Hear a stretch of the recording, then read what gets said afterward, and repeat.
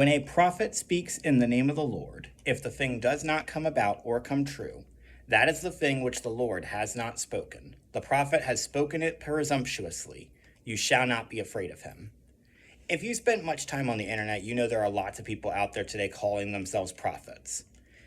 And I want to go through what is honestly one of the worst defenses I've ever heard given for false prophecy. And it was using this exact verse. I don't know who said it.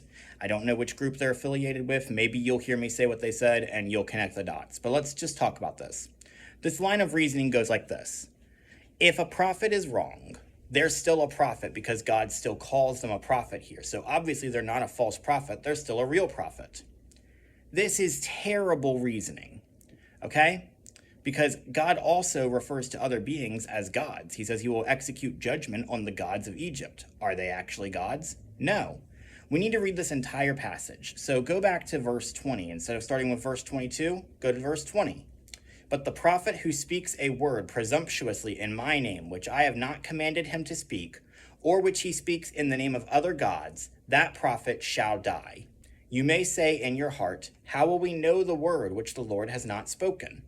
When a prophet speaks in the name of the Lord, if the thing does not come about or come true, that is the thing which the Lord has not spoken. The prophet has spoken it presumptuously. You shall not be afraid of him.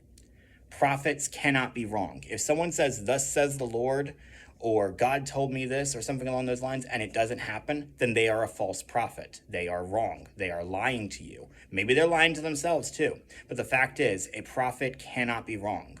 So anyone who calls themselves a prophet, and there are many who do so. Now, I'm not saying prophecy doesn't still happen. I do believe the gift of prophecy is still given. Click the related video. But anyone who calls themselves a prophet, if their prophecy doesn't come true, they are a false prophet, and no amount of reinterpretation will change that fact.